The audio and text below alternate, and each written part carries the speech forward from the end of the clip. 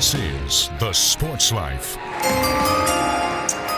With the fourth pick in the 2025 WNBA draft, the Washington Mystics select Okikiola Iriafen, University of Southern California.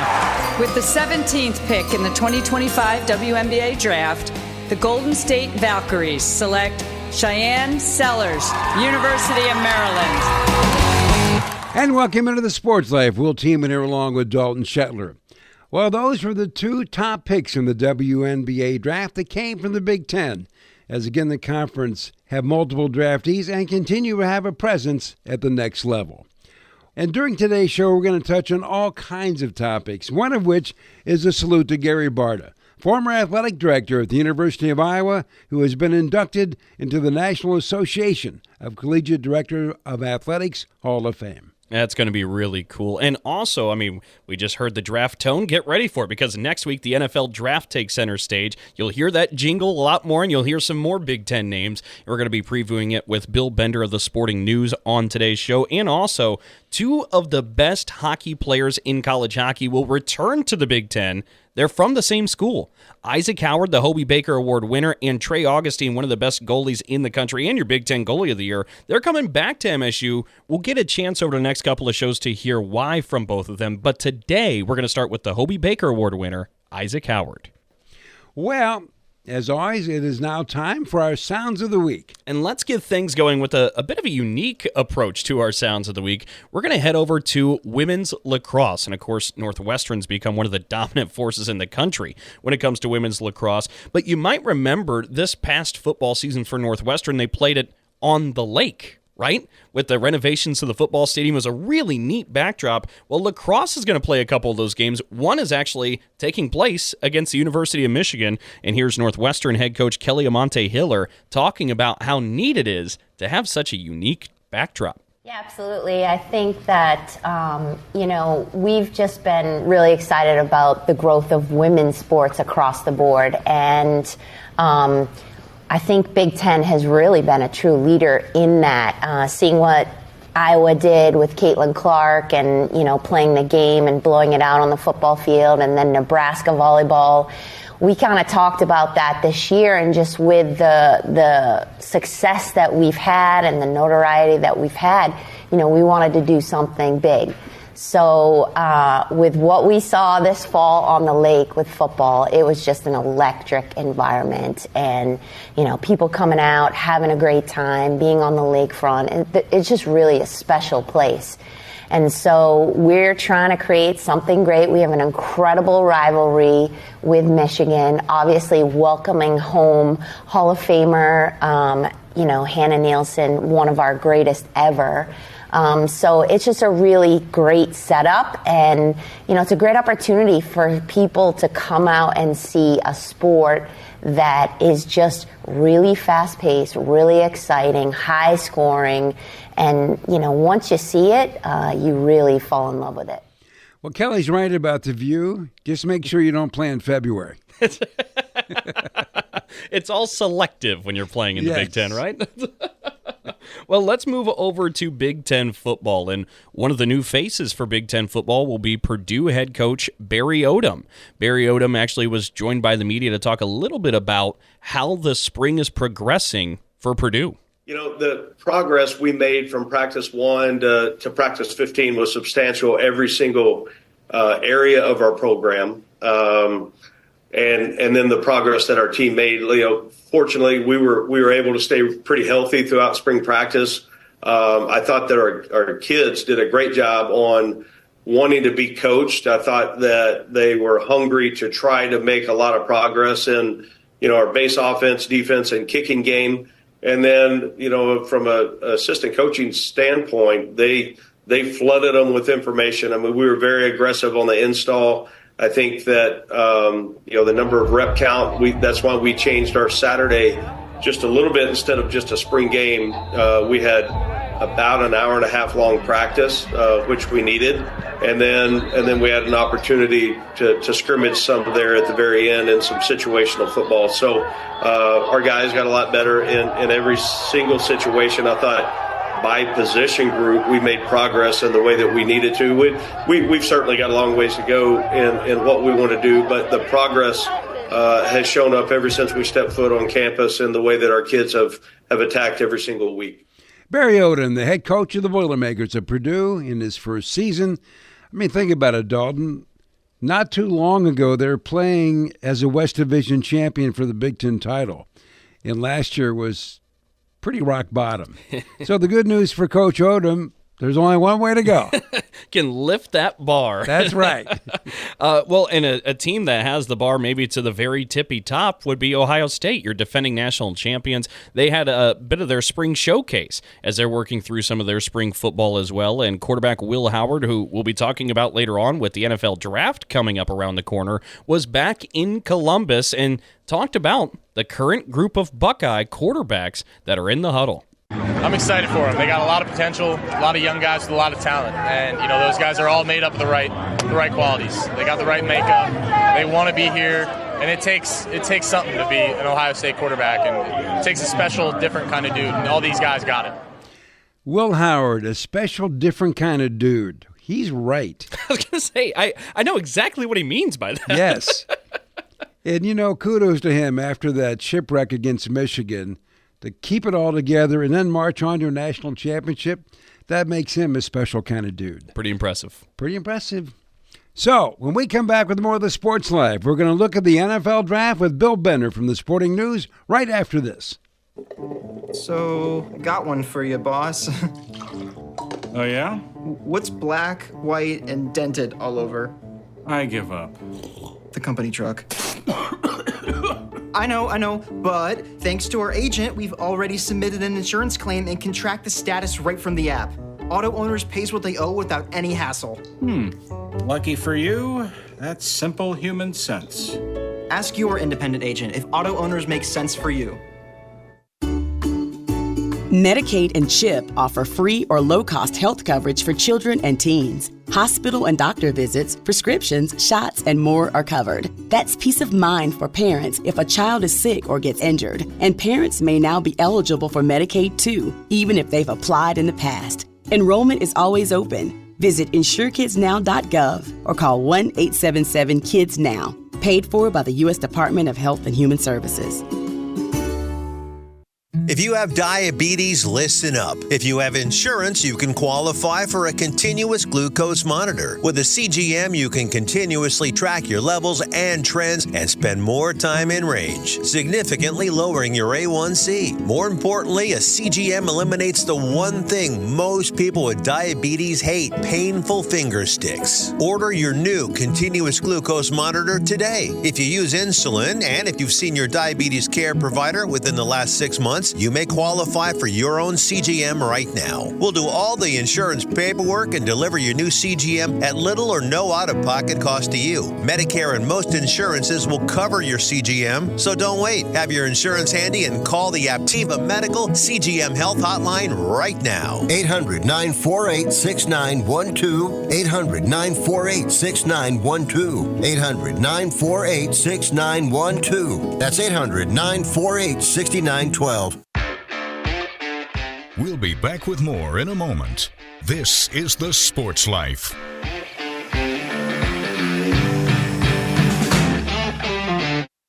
Roxanne Watson is on a mission. Hello, how are you doing today? She wants more people to register as organ, eye, and tissue donors. Are you an organ donor? Yes, I am. Yay.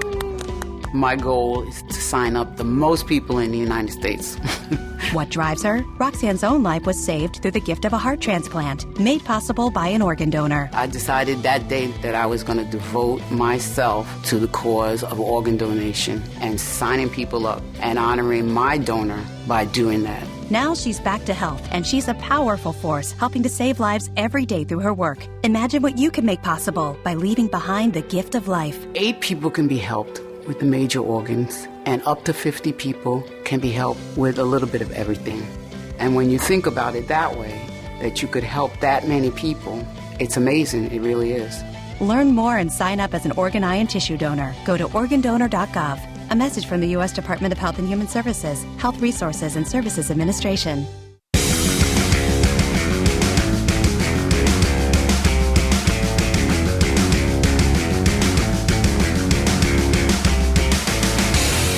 And welcome back for more of the Sports Life. We'll team in here along with Dalton Shetland. Don't forget, Auto Owners Insurance, simple human sense.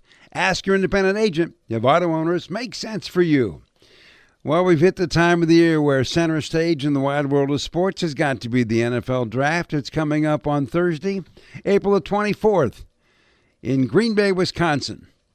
And I've always wanted to be the guy that could go Lambeau Field, but I never got that set of pipes, so I guess I won't be able to do that. And so the Big Ten, as always, will be well representative, but how well and where would they be represented? Well, with that, we're going to bring on Bill Bender, who's called the Sporting News his writing home since 2007. And Bill, welcome again to the show. And I thought Dalton and I would just begin our conversation with you by asking how you think the Big Ten players are going to fare in this draft. Well, I think Ohio State could set a record, potentially, with the number of players that they have drafted. Now, it might not happen in the first round, but I think they will have a significant number of players selected. You know, right off the top, I don't think Abdul Carter will get past the first hour of the draft. So, I mean, that's certainly something that also could happen. You know, so it should be a very interesting draft in that regard. But I like the Big Ten's chances to have several players taken. Mason Graham's another one that probably will be taken in the top 10. So the one thing was interesting before we go through some of the top picks, you always take a look at the quarterback, right? Because a quarterback, that's kind of your Hollywood position. And the Big Ten has had some great quarterbacks go into the National Football League. But as you take a look at the star players from a year ago, Will Howard, obviously at Ohio State, Dylan Gabriel at Oregon, and as you look at these guys, they're looking like 4th or 5th round picks. Is that the way you kind of see it?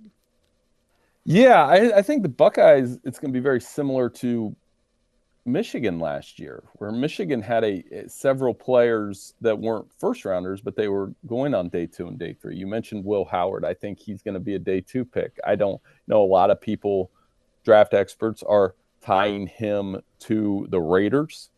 I could see him going to the Steelers, to the Browns. I mean, there's several landing spots for him. And a lot of those defensive players like Jack Sawyer, JT Tuimoloau, Denzel Burke that keyed that national championship run might not necessarily have first-round value, which is a testament to them. They didn't come back to Ohio State to improve their draft value. They came back to win a national title, and that's very rare. But we've seen it in the conference the last 2 years. It was very similar at Michigan the year before that. And you're seeing that with Penn State this year. Several Nittany Lions returned to school because they think they have their shot at a national title this year. Well, Bill, you've brought up the name Michigan a couple of times, and it's interesting. I think you're right. I think Ohio State's going to have a lot of Buckeyes called throughout the several different rounds there are. But when it comes to the first round, do you see the Wolverines taking the most when you factor in Mason Graham, Will Johnson, Colston Loveland, Kenneth Grant? Do you see maybe the Wolverines having the most first-rounders from the Big Ten?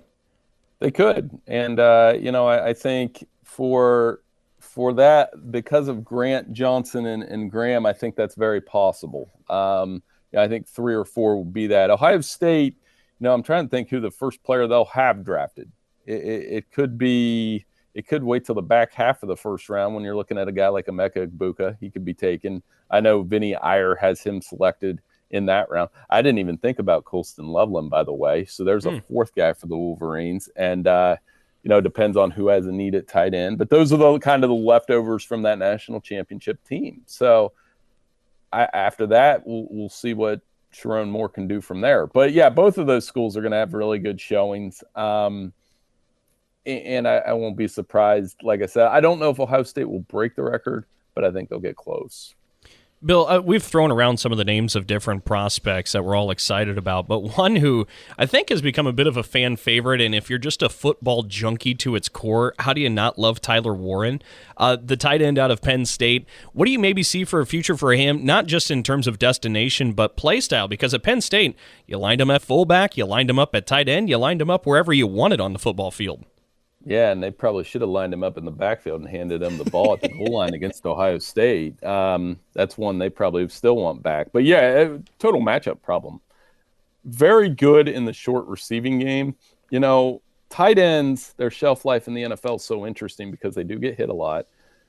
You're never going to compare a guy like him to Rob Gronkowski, not yet. But I just think the multiple uses he has. He's so unique that he will go in the first half of the first round so a team has that ability to use him. It's almost like Taysom Hill, but 6'5", 250 pounds and something, not as fast as Taysom Hill, but you know what I mean? Like a piece you can put in your offense like that, but he's 6'5", 250 pounds and catches everything you throw at him. So I do think he's one of the truly unique players in this draft. And, as a Packers fan, I'm like, if he's available, can we do that? No, he'd be very good. Same thing in Detroit, right? Like he'd give them another option that they could use in that offense that Dan Campbell could find a use for.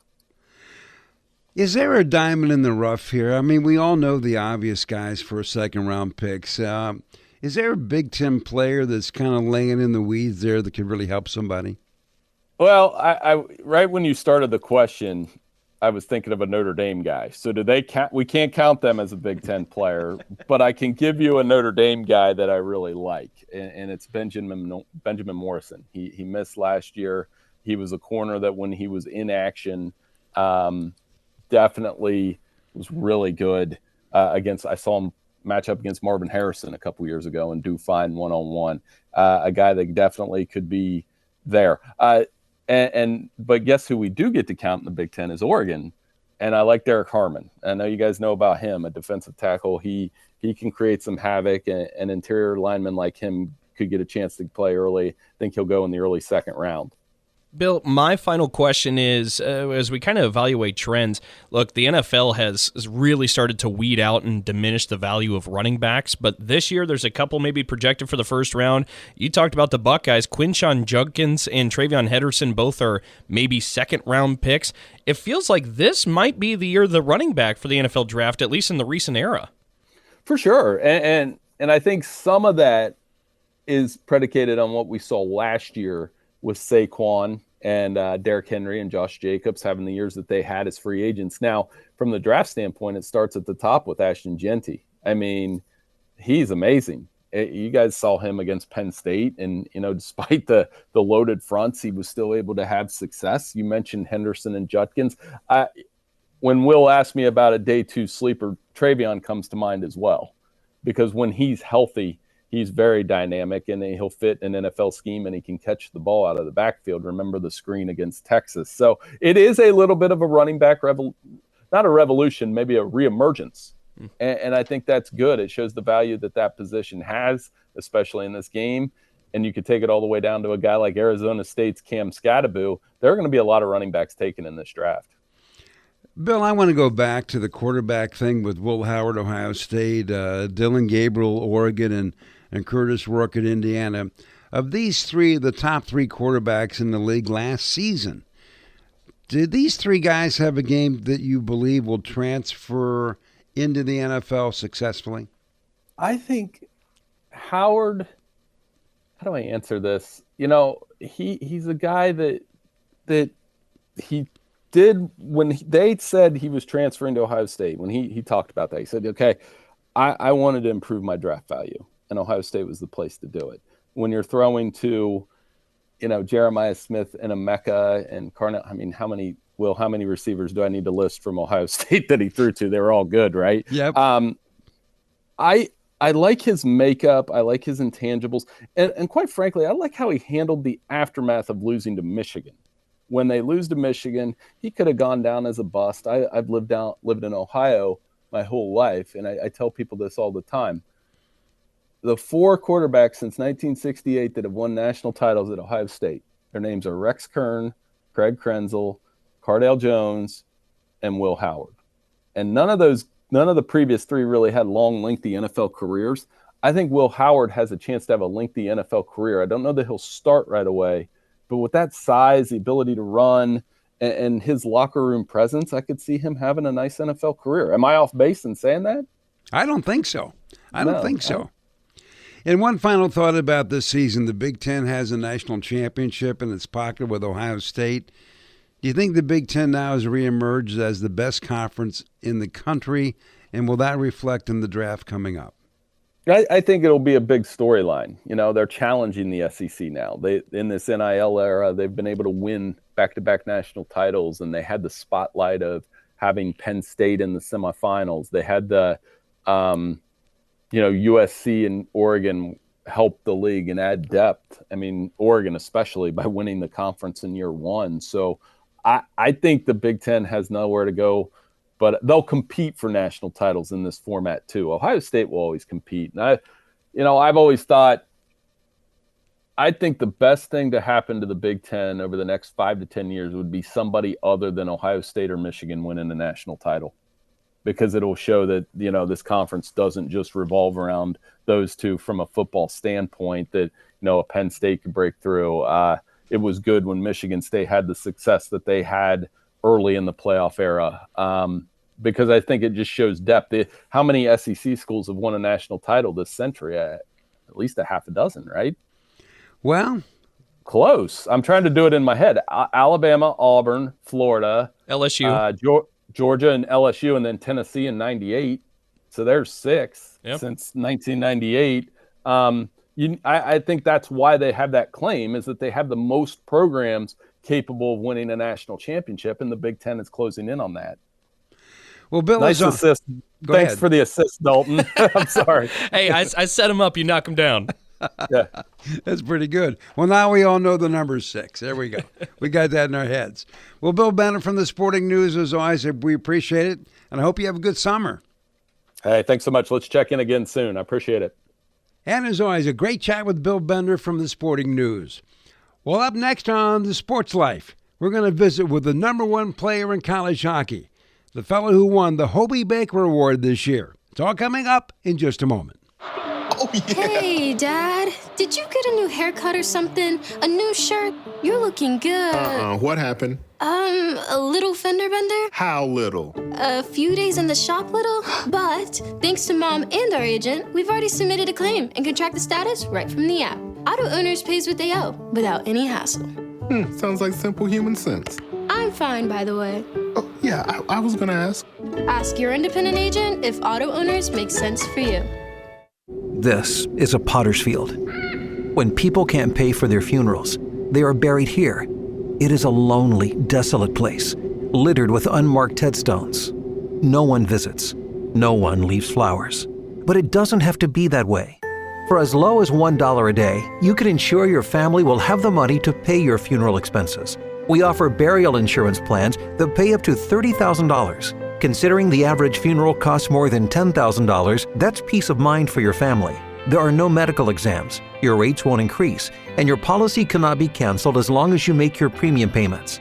Call now to get approved in minutes and ensure your final resting place is more than just a pauper's grave in a potter's field. 800-562-2407. 800-562-2407. 800-562-2407. That's 800-562-2407. Paid for by Final Expense Direct. We all make choices about alcohol. Kids make choices whether to drink or not. Bye, Dad. Remember, I'm going to Alex's party tonight and sleeping over. Hey, remind me about that party again? And adults make choices whether to talk about it. That's true of parents and every other trusted adult in a kid's life. Kids want to know our expectations, and they want honest answers in everyday conversations. So talk with your kids and help lead them on a positive path, because when you talk, they hear you. Learn more at underagedrinking.samhsa.gov. We'll be back with more in a moment. This is The Sports Life.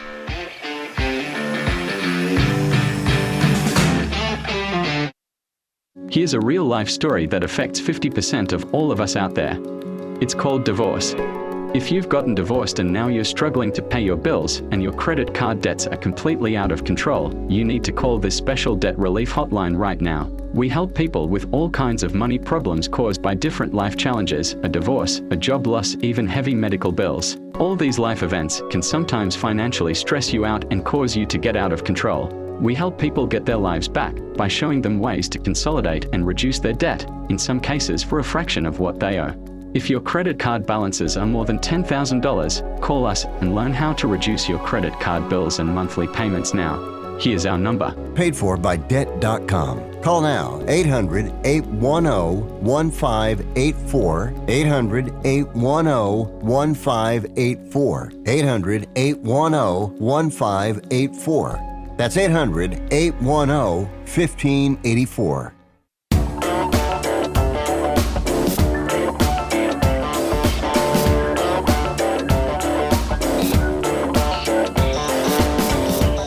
And welcome back from Willis Sports Life. Will Teeman here along with Dalton Shetler.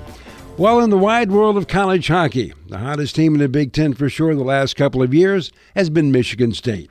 The Spartans have won back-to-back regular season titles and back-to-back tournament titles and back-to-back appearances in the NCAA tournament. Well, when you're that good, you obviously have some pretty good players. And one of those players is Isaac Howard. For the season, Ike was number 1 in the nation in points per game. He was 3rd in the nation in goals per game. He was the Big Ten Player of the Year and the Big Ten scoring champion. Well, with that resume, is it a surprise that Isaac Howard became the Hobey Baker Award winner for this season, making him the best player in all of college hockey? So, Ike, thanks for joining us, and I really thought maybe we could start off our chat here with not so much what happened this last season, but the last 2 seasons. Because the last 2 seasons, as we've already mentioned, have been championship years, but prior to that, things were not quite so good. So, I guess our first question is, what do you think turned this whole thing around?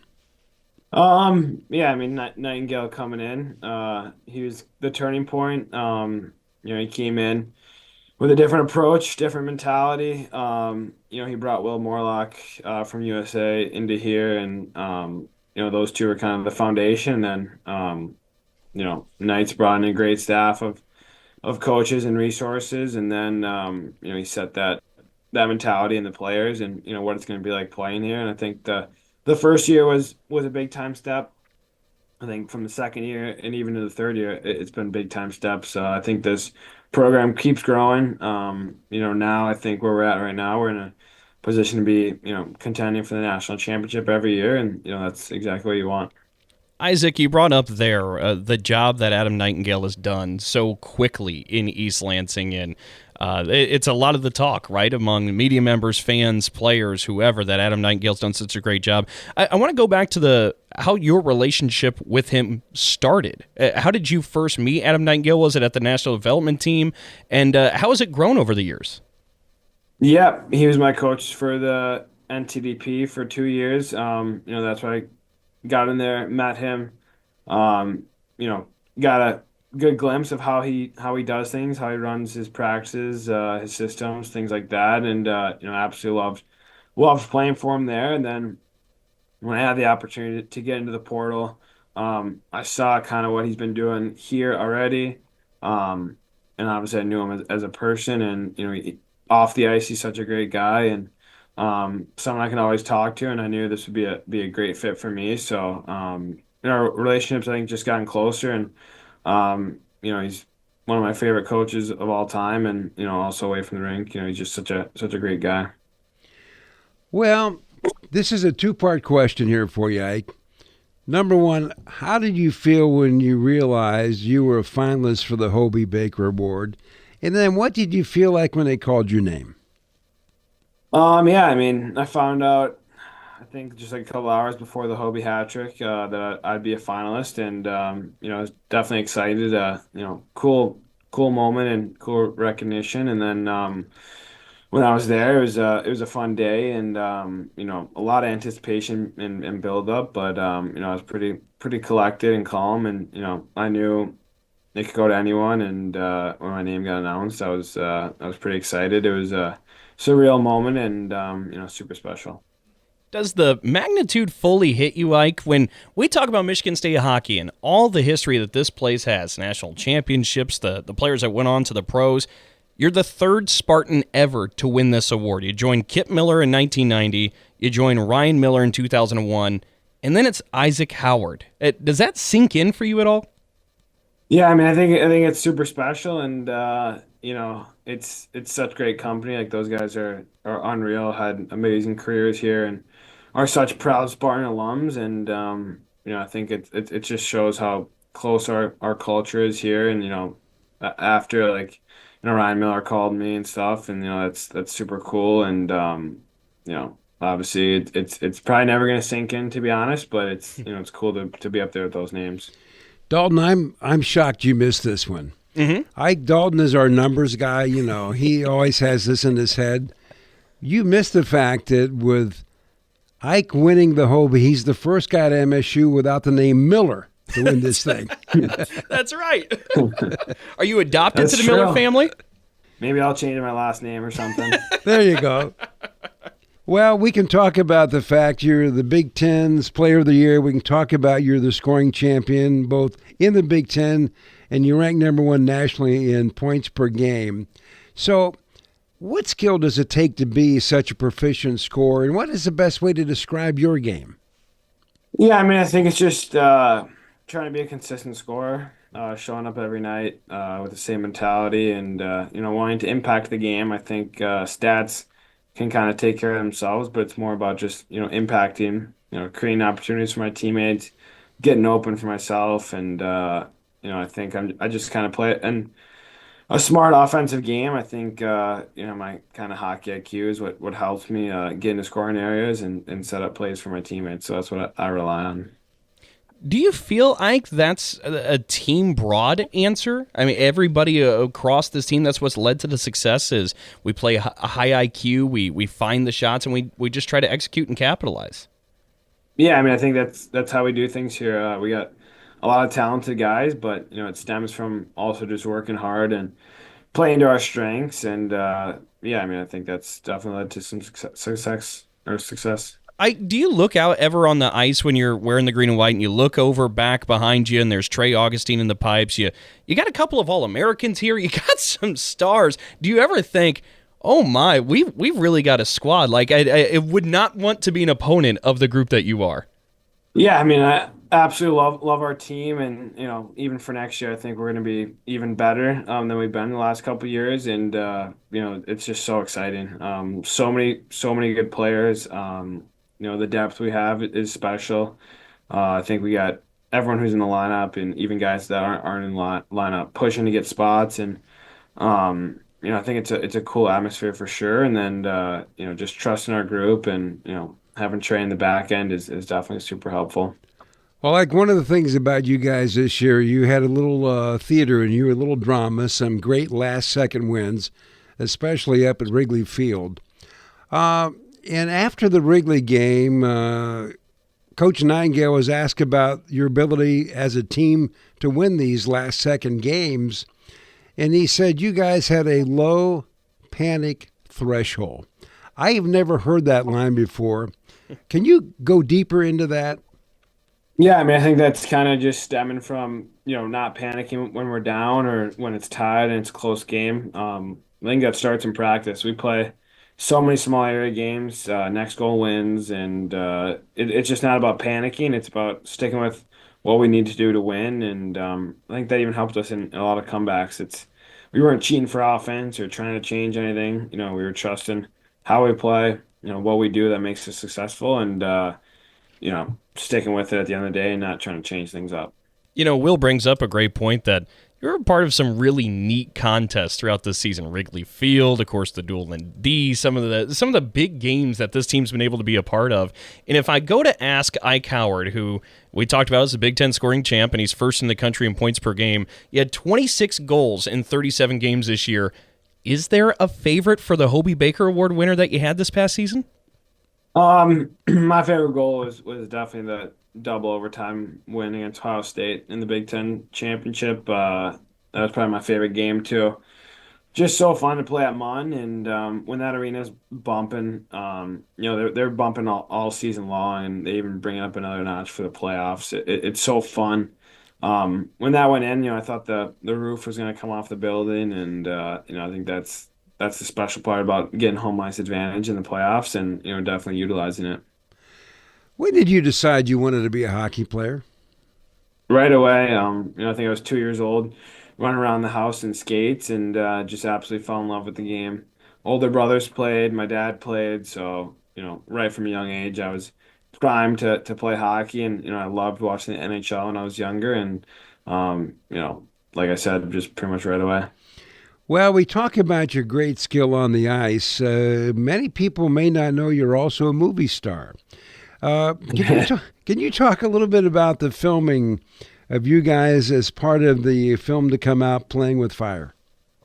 Yeah, it was about Theo Fleury's kind of his whole entire path, on the ice, and then also his story with what he struggled with off the ice, and they needed some extras to play this specific scene where he scores an OT and then does his famous celly down the ice, and they're able to shoot it right here at Mon, and me and the boys had fun with it. I was playing Messier, and it was pretty fun. We got the old school gear, the buckets, the sticks, and we got an appreciation for how these guys shot the puck with these wooden sticks back in the day. But it was fun, and it'll be fun to see that come out. So anyway, here's the big one. You ready? There's no doubt if you wanted to, you could be playing in the NHL coming up next season. But you elected to come back. Why? I mean, kind of unfinished business here, right? Like, have that opportunity to win a national championship. Didn't feel like I was in a rush or needed to force anything. This is a special place coming back to. It's not taking a step back. It's being here, being grounded, just trying to get better and utilizing the resources here. Well, Ike, I want to ask you then, too, because, this is a team and a program, again, that's back-to-back Big Ten champions. And you think about this season, you get to the NCAA tournament, you play in Toledo, and that final horn sounds, and you drop an opening round to Cornell. The thoughts and conversations that followed that fueled you to make this decision to come back, what was it like from the final horn to when you said, you know what, I'm coming back to East Lansing? Yeah, it's obviously it's a terrible way to end the season, right? I think we did so many good things, and then even in that game, I thought we did so many good things as well. But that's the reality of the tournament: is you can outplay a team, but they bury their chances and they hang around long enough. Anyone can win. So we saw that. Obviously I was pretty crushed, and just try to bottle up that emotion and be ready for next year. Having the opportunity to run it back is super special and, something I won't take for granted. So as you reflect back on this season, Ike, what do you think you'll remember the most? I think just the little things, hanging around the guys, winning the Big Ten, regular season, playoffs, doing the D, GLI, like all those moments will be so fun. And then even like sharing, going to the basketball game, taking pictures with them when they won. Just little moments like that, and just being proud to be a Spartan and having a fun time.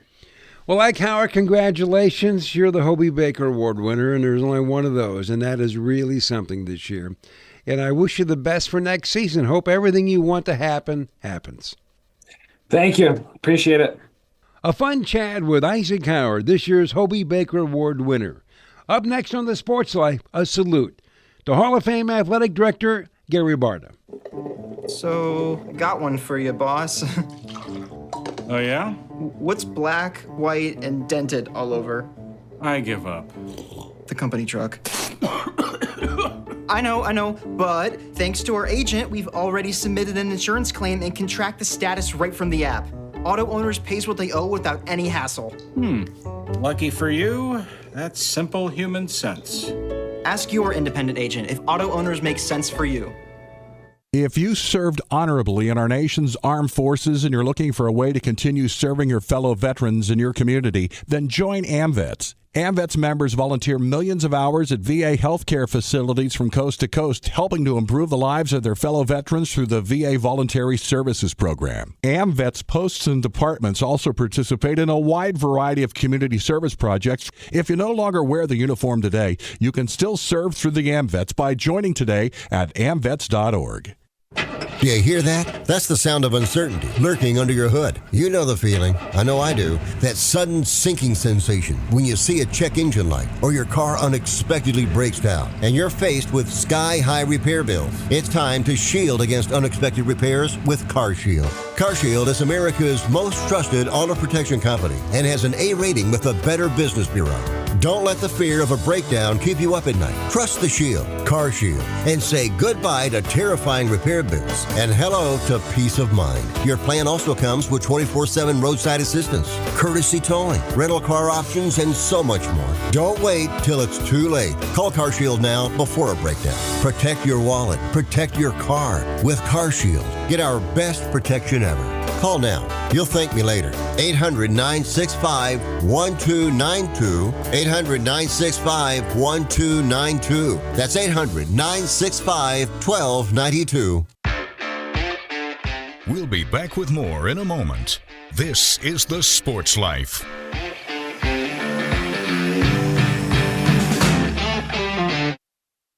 Did you receive a call or message that mentioned Social Security and demanded immediate action?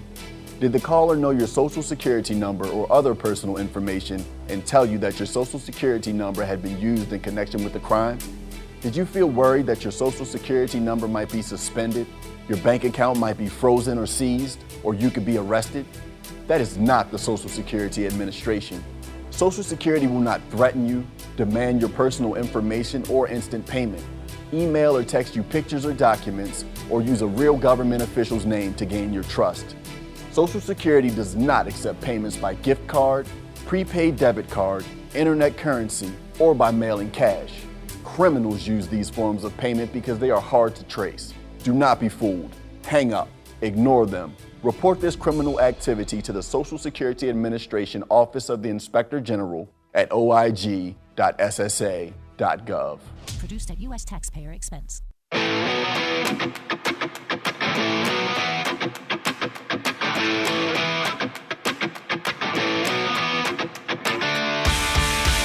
And welcome back for more of the Sports Life. Will Tiemann here along with Dalton Shetler. Well, our cover story this week is about an individual that over a window of 17 years was a guiding light in the continual effort to keep the University of Iowa Athletic Department on an upward trajectory, all the while successfully working through some difficult social and cultural campus issues. Gary Barta became Iowa's 11th Director of Athletics on August the 1st, 2006, a run that would continue until his retirement on August 1st, 2023.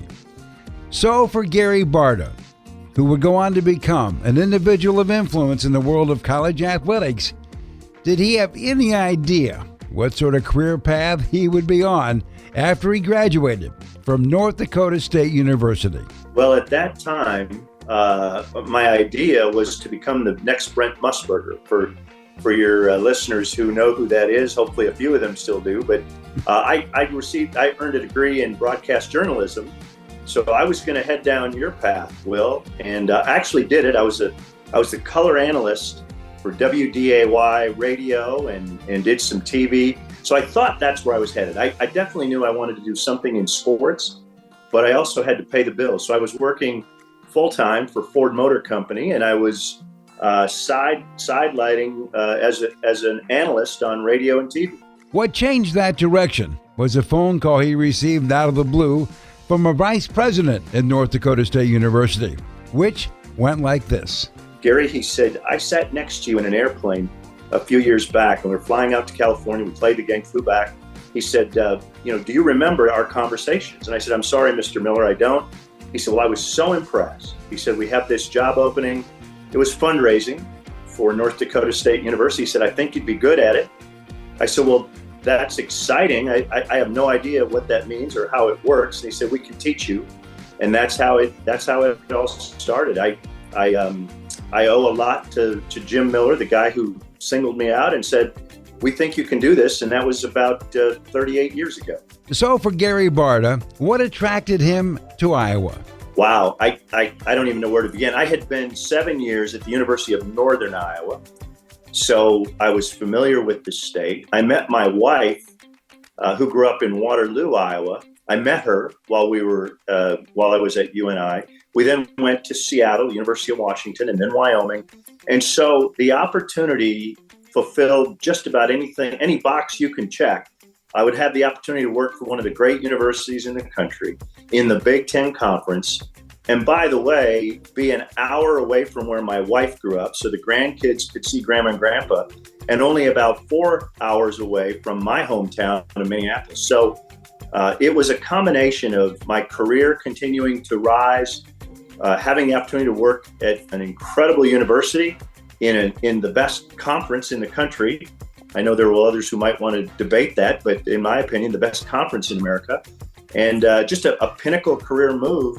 And thankfully, a long opportunity is 17 years. During his watch as Iowa's director of athletics, over $380 million was raised to upgrade Hawkeye facilities, which in short was a monumental accomplishment. I think I'm most proud of just the continued growth in competitiveness, our academic success. We had a tagline, a slogan we came up with many years ago: win, graduate, and do it right. And I'm thrilled as I look back. The success of our teams collectively is amazing. Our competitiveness in a really difficult conference against much bigger schools, really proud at how our teams competed. If you look at, there are very few schools whose team wins a bowl game and goes to the NCAA men's basketball, NCAA women's basketball, one of the top wrestling programs, and our attendance in all of those sports is near the top in the country. So all of those things I'm proud of, but I'm also proud of the fact that our average GPA is over a 3.0 of our student athletes. Our graduation success rate is around 90%. So it's that full package. It's win, graduate, and do it right. So I left, the timing was right for me to step away. It just felt like the right time. And I left with things in a really strong position. So I feel great about all of that. One of the nice perks for Barta, a former college football player, was that he was selected to serve on the College Football Selection Committee for 4 years, while serving as the chair for 2 of those years. Well, it consumes an incredible amount of your day-to-day during that period. So I have an awesome staff. There's no way I could have taken on that task. I went to my president first. I went to my staff second and said, look, I'm going to be gone 3 or 4 days out of every week. I'm going to be watching film. And fortunately, the president was on board. My staff was on board. So it takes a lot of time. That's the long answer to that question. You watch, hundreds and hundreds of games. Then you get together for the last 6 weeks of the year with 12 other people. And it's an incredible process. It's subjective and objective at the same time. But at the end of the day, those 13 people have that responsibility. Take it seriously. And I would say the time that I spent, I felt confident when we finished every year. I felt like we came up with the right group. And it pretty much proved itself, in the final as the games were played. The year that was the most challenging was the COVID year, because, we were trying to travel to Dallas when no one else was traveling. You had some teams played 13 games, some teams played 7 games, and there wasn't as much cross-sectional, mostly conference play. That was the most challenging, but also incredibly rewarding. Again, I'm biased, but I felt like we got it right. But overall, the experience, the experts in the room, just unbelievable fulfillment in that process. He also believes expansion of the college football playoffs is a plus. I think so. I think it's inevitable. There's things that I love about 4. If you're selecting 4, there are only about 7 or 8 in the country who really think they should be in that 4. As we go to 12, that will put extra pressure on the system and on the selection committee, because now there will be 20 or 25 schools that think they should be in that top 12. So it'll expand. So more pressure on maybe the process, but at the same time, I think it's going to create a lot of electric opportunities. The second half of the season will become even more exciting. Playing home games for the first part of the playoff, I think will add a whole new wrinkle. Instead of having 3 games as a part of the CFP, now you're going to have 11 games spread out a little bit more. So I think the country will enjoy that. One of the downsides is, one of the things I love about the 4 is every week is a playoff game. Every time that the teams line up, that's a playoff game, because there's never been a 2-loss team that's made it into the Final 4. And so that part we'll probably miss. So I think overall, I think it was inevitable. Overall, I think it's going to be exciting. The game of college football is at an all-time high, and I think it will add a lot of excitement. There will be some bumps along the way. How do we fit those games in? How do we position them against the NFL? Because there will be a little bit more overlap. how do we make sure student athletes don't have too much? They need that health break, and so it's getting the buys in. But overall, very excited, and I think America will be excited about it. And finally, there is his reflection on the journey. I have had time, and journey is the perfect description. Will, I try to. I have strong faith, and one of the things my mentors over the years have continued to remind me is to enjoy the journey. Today is here. Today I have full opportunity to take advantage of it, deal with it, enjoy it. And so I've always looked at it that way. I never had, people would ask me, what do you want your legacy to be? And I don't have an answer for that because I don't really focus on a legacy. I focus on enjoying every day, taking the challenges that come with it, taking the joy that comes with it, dealing with that one, going to bed that night and waking up and enjoying the next day's journey.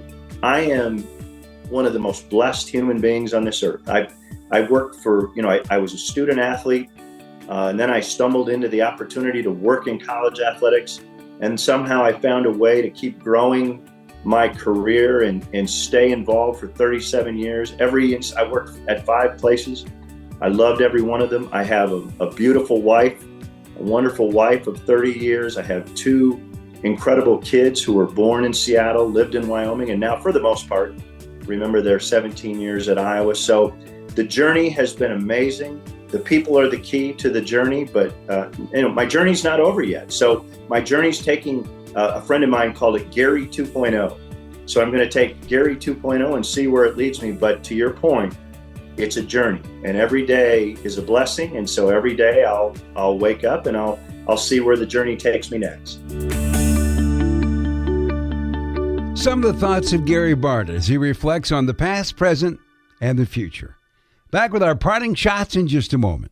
Oh, yeah. Hey, Dad. Did you get a new haircut or something? A new shirt? You're looking good. What happened? A little fender bender? How little? A few days in the shop little. But thanks to Mom and our agent, we've already submitted a claim and can track the status right from the app. Auto Owners pays what they owe without any hassle. Sounds like simple human sense. I'm fine, by the way. Oh, yeah, I was gonna ask. Ask your independent agent if Auto Owners makes sense for you. Everything is expensive right now. Gas, food, you name it. You're spending more, you are making the same or less money. So, what do? You rack up credit card debt, that's what you do. It's not your fault. It's the economy. And guess what? If you rack up too much credit card debt like some of us, you can't pay your bills. Then the credit card companies, as nice as they are, start hounding you for money. Then you start your downward spiral. A smart thing for you to do is to call the Zero Debt. They can help you consolidate all your credit card bills into one affordable payment. Millions of people have done it. It works to make you debt-free. Make this free call right now. It costs you nothing to learn more. 800-298-9093. 800-298-9093. 800-298-9093. That's 800-298-9093. We are strong, we are resilient, and we will get through this together. But these are stressful times, and it's important to also practice good self-care. It's normal to feel overwhelmed, anxious, or afraid, but there is hope. Reach out to someone, connect with your friends, stay in touch with your community, and know that you are not alone. Learn more at wearebroadcasters.com/hope. Furnished by the National Association of Broadcasters and this station. We'll be back with more in a moment. This is The Sports Life.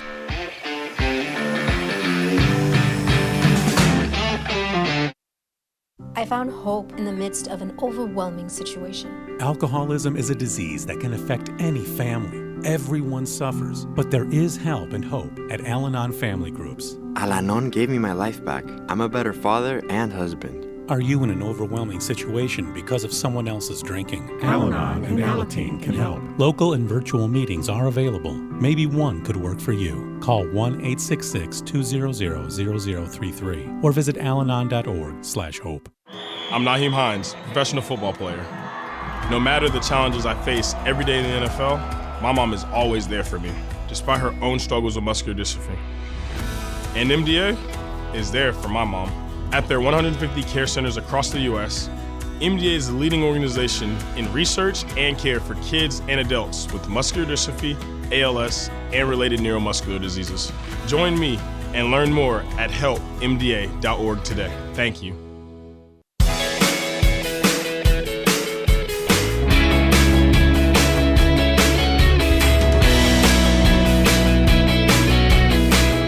And welcome back for more of the Sports Life. Will Tiemann here along with Dalton Shetler. Well, a good show we've had for you this week. We've talked some NFL draft.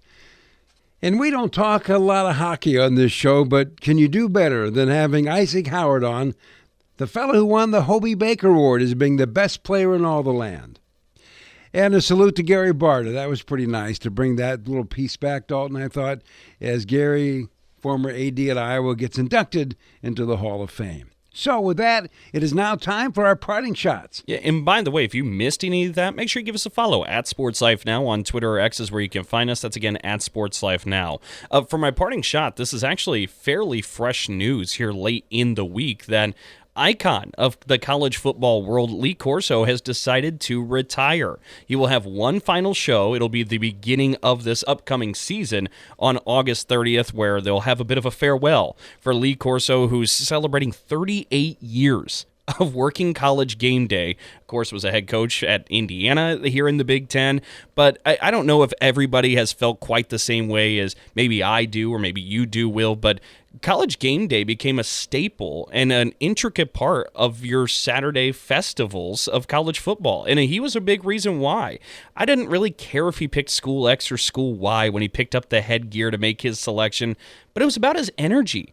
It was about his charisma. He had a genuine passion for college football, a genuine enthusiasm for fans, and he cared about people. And I think that's a really neat way to celebrate the 38 years of Lee Corso with one final College Game Day.